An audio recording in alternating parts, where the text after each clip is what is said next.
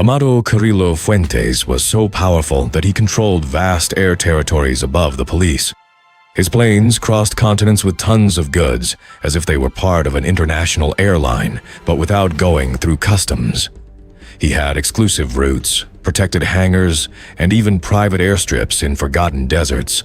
And contrary to what you would believe, his life didn't end in a shootout or with a settling of scores, but due to something no one saw coming. Carrillo wasn't just any drug trafficker. He was considered the CEO of criminal logistics. While others instilled terror with violence, he did so calmly. His status and infrastructure gave him credibility. In the 1990s, he was moving tons from Colombia to Mexico almost daily. But the question that baffles everyone is, how was he allowed to have that control without raising suspicion? Well, Carrillo had turned his fleet into ghosts of the sky. He used decommissioned commercial airplanes, had pilots trained on military routes, and most disturbingly, bribed air traffic controllers to erase him from the radar. At his peak, Carrillo was the most wanted man throughout Mexico and the United States. He knew the end was near, and instead of surrendering or fleeing, he did something quite bizarre. He decided to erase his face, literally. In June 1997, he secretly entered a hospital to undergo radical plastic surgery. He wanted a new identity, a new face, and a second life. But the man who had built an empire in the clouds fell on an operating table. Medical complications killed him during the procedure. But if you thought that his death brought peace, it was just the opposite. His sudden death created a brutal void. The cartels collapsed in internal war. An internal fight broke out for control of their empire, turning the streets into a battlefield. Pablo Escobar was a figure that divided Colombia. For many, he was a ruthless criminal. For others, a benefactor who built neighborhoods and distributed money. The truth is that Pablo Escobar challenged the Colombian state. For years, he controlled politicians, judges, and journalists through bribes and threats. His motto was simple: silver or lead, and no one doubted he could deliver on both promises. He bought judges, built neighborhoods, and ordered assassinations. He had Colombia in the palm of his hand, but made the mistake no kingpin can afford. He declared war on the state. That's when his downfall began. The DEA, Colombian intelligence, his enemies, and even his former allies. They all united with one goal: to hunt him down. His empire began to crumble. His men fell one by one. His family was under surveillance, and his hideouts were no longer safe. On December 2nd, 1993, they found him in a neighborhood of Medellin. He tried to escape over the rooftops, but he did not get far. He was killed by the security forces. His death closed a chapter and served as a message. No kingpin, no matter how much money or power they have, can maintain an eternal empire when the siege closes in from all sides. Gonzalo Rodriguez Gacha. In Colombia, just mentioning his nickname was enough to make people nervous. The Mexican. He wasn't Mexican, but his brutality and style made him seem like he was straight out of a narco movie. He was one of the most dangerous men in the Medellin cartel, and also one of the most violent. While Pablo Escobar was the media face of the cartel, Gacha was the enforcer. He funded paramilitary groups, formed armies of hitmen, and turned entire towns into war zones. When a politician, journalist, or judge needed to disappear, his name was the one on the order. The Colombian government made him a national priority. The United States wanted him wiped off the map. And in December 1989, the hunt ended on a farm in the Tolima region. Everything was ready. The pursuit was direct and without pauses. Gacha tried to escape with his son and his bodyguard, but police helicopters cornered him. There was no negotiation. The confrontation was brief, and the bodies were scattered near the estate. Gacha was among them. With him, the most feared military arm of the Medellin cartel disappeared. And although the war would continue, his downfall marked the beginning of the operational collapse of the organization. Pacho Herrera did not need to walk surrounded by bodyguards or appear in headlines to make it clear who was in charge. From the offices of the Cali cartel, he operated like a silent executive, making billions of dollars move with surgical precision. His specialty was large-scale money laundering and importing shipments without raising suspicion. He did not give speeches, nor did he order visible massacres, but his impact was equally deadly. Under his coordination, the Cali cartel came to operate like a corporation with departments, hierarchies, and efficiency. While the spotlight was on Escobar, they were buying influence, properties, and silence. With the fall of the Medellin cartel, all eyes turned towards Cali. The pressure increased. In 1996, Pacho decided to surrender. He bet on a risky move, using prison as a refuge. He believed that behind bars he would be safe from the enemies he had amassed, but underestimated what was coming. In November 1998, while playing a soccer match inside the prison, a fellow inmate approached him and stabbed him. It wasn't a sudden fit, it was a hit ordered by a rival cartel. Pacho fell without warning, and with him, one of the most sophisticated financial minds in drug trafficking, El Chapo Guzman. This case is quite curious. He was small, quiet, and almost invisible. But for more than 20 years, he was the most powerful man in drug trafficking in the Americas. Joaquin Guzman Loera, known as El Chapo, controlled routes, cities, and entire governments. He was the mastermind behind the massive growth of the Sinaloa cartel and the creator of an international distribution network that operated in over 50 countries.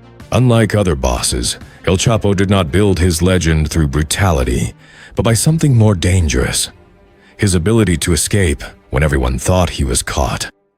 In 2001, he escaped from a maximum security prison hidden in a laundry cart. In the year 2015, he did it again, this time through a tunnel 1.5 kilometers long, dug with millimeter precision under his cell with a ventilation system and rails. No one saw it coming. For years, he was like a ghost. But it was his ego that betrayed him. Back in the year 2016, he was trying to produce an autobiographical movie, and while communicating with actors and producers, he was found by Mexican intelligence. They captured him after a shootout in Los Mochis. This time, there was no tunnel. They extradited him to the United States, where he faced an unprecedented trial. More than 50 witnesses, several of them former partners, testified against him. They revealed how he bribed politicians, trafficked in submarines, and ordered murders with the same coldness with which he signed contracts. The trial exposed unusual details. He used encrypted phones provided by infiltrated technicians and had a secret escape button under his bed connected to hidden tunnels in his house. But none of that saved him. In 2019, he was sentenced to life in prison and sent to Colorado's prison, known as the Alcatraz of the Rockies. It is a facility so isolated that you can't even see the sky directly. He is in a 6x4 feet cell with surveillance 24 hours a day, in total isolation. He has no contact with the outside world or his family, and he can't even speak freely with his lawyers. And that's why, even though his body is still alive, many already consider him dead. Tony Tormenta was the owner of a city called Matamoros, on the border with the United States. He didn't need to hide. He walked the streets as if they were part of his property. He used brutal methods, executed rivals, controlled the area, and did it with such direct violence that few dared to mention it. He did not negotiate, nor did he delegate. He personally ensured that his orders were carried out. That's why he became the face of the Gulf Cartel. But his power had a limit. On November 5th, 2010, the Mexican Navy launched a massive operation. They weren't going to arrest him, they were going to eliminate him. The operation lasted hours. There were helicopters, snipers, and crossfire. Tony held out with his inner circle, but the pressure was too much and he died in combat. But his death did not bring stability. Quite the opposite. With his disappearance, the cartel fractured and the region became even more violent. What seemed like an end only opened the door to a more chaotic stage. Ramon Arellano Felix. In the 1990s, crossing the border between Mexico and California meant entering a territory controlled by a single family. And the most feared of all was Ramon. His role in the Tijuana cartel was clear. He was in charge of the violence, participated in operations, supervised executions, and did not hide. He wanted everyone to know that he was the one in charge. The police, the rivals, and even the press knew his face. Under his leadership, the cartel directly confronted the Sinaloa cartel. The war was direct, with attacks in public places and confrontations where innocent people died. The reputation of the Arellano family was consolidated through terror, but that exposure had consequences. In February 2002, during the Mazatlan Carnival, Ramon arrived with a specific mission: to locate and eliminate Ismael Zambada. However, everything changed during a routine check by the police. They detained him without knowing who they had in front of them. The situation escalated in seconds. And after intense gunfire, Ramon fell dead in the street, surrounded by tourists and music. With his death, the Tijuana cartel became vulnerable. His brother Benjamin, the group's strategist, was arrested a few weeks later, and the organization began to crumble from within. Griselda Blanco. The shootouts in Miami in the 1970s were part of the landscape. Behind that uncontrolled violence, there was a key figure, Griselda Blanco, also known as the Godmother. She was one of the few women who reached the top of drug trafficking, not due to charisma or alliances, but because of the fear she instilled. Her main innovation was the use of hitmen on motorcycles. They would arrive, shoot, and disappear into traffic. It was such an effective method that many groups copied it for decades. Griselda dominated routes, eliminated rivals, and controlled the market in Miami. But her life took a different turn when she was arrested in the United States. She spent nearly 20 years in prison. In 2004, she was deported to Colombia. There she lived quietly for several years, as if she had left everything behind. But her past did not stay behind. In September of 2012, when he was leaving a butcher shop in Medellin, a man on a motorcycle approached him and shot him at point-blank range, killing him instantly. The same method she popularized ended up being the one used to eliminate her. El Chepe. Unlike most kingpins who tried to stay under the radar, El Chepe combined criminal logistics with direct street operations. He was one of the 4 leaders of the Cali cartel, but also in charge of expanding its domain in the United States. He established a distribution network in New York and personally led the squads that eliminated rivals. His methods were quick, precise, and effective. While his partners cultivated a business image, he maintained armed control from the shadows. In 1995, he was captured and sent to a high-security prison in Bogota. But his story didn't end there. A year later, he organized a spectacular escape that embarrassed the authorities. The government's response was immediate. A manhunt was launched to find him. 2 months later, the official version claimed that Chepe died in a confrontation with the police. But that story has many holes. Alternative versions maintain that he was captured alive and handed over to paramilitary groups funded by enemy cartels. There were no clear photographs of the body or consistent details. His death was shrouded in rumors. The only certain thing is that after his escape, he never appeared again.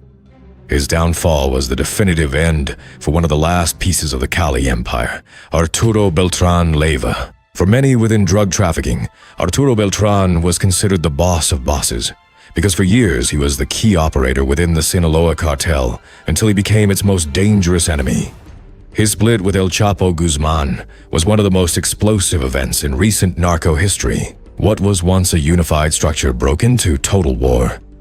Arturo started his own cartel and began attacking former allies, police, military, and any obstacles with precision. He did not hide. He lived in residential areas, surrounded by luxury, but always armed. He was protected by a circle of trust that was as loyal as it was violent. He knew his time was limited, but he had no intention of giving up. In December 2009, the Mexican Navy found his location in an exclusive complex in Cuernavaca. The operation lasted hours. The city came to a standstill. Helicopters, snipers, and crossfire with grenades and automatic rifles. Arturo held out until the end. He was shot down inside his apartment, and the government displayed his body surrounded by bills, jewelry, weapons, and loud music. A clear message for the rest. The show was over. But what followed only made the war worse. His death sparked a wave of brutal revenge, kidnappings, and murders of authorities. The balance between cartels was completely broken. Ignacio Nacho Coronel. Within the Sinaloa cartel, there were visible figures like El Chapo and others who preferred to operate in silence. Nacho Coronel was one of these last figures. He did not appear on cameras nor sought attention, but his influence was key. He was one of the first to produce and distribute methamphetamine on a large scale in Mexico. His network was centered in Guadalajara, where he established laboratories, routes, and independent structures. He had autonomy but remained aligned with the main organization. While others used violence to impose control, Nacho preferred to infiltrate legal structures and quietly pay for protection. For years, he remained untouchable, until the Mexican army located him in a mansion within an exclusive area of Guadalajara in the year 2010. The order was to take him out. When the soldiers entered, Nacho responded with gunfire. The shootout was brief, and he died on the spot. His downfall seriously weakened the Sinaloa cartel, not only because of the volume of operations he managed, but also because of the order he maintained in his area. With him out of the picture, new groups tried to fill the space he left, and a new phase of internal fragmentation began.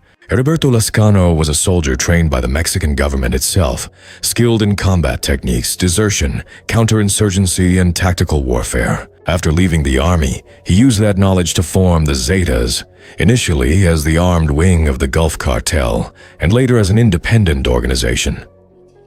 Under his leadership, the Zetas implemented brutal methods that marked a before and after.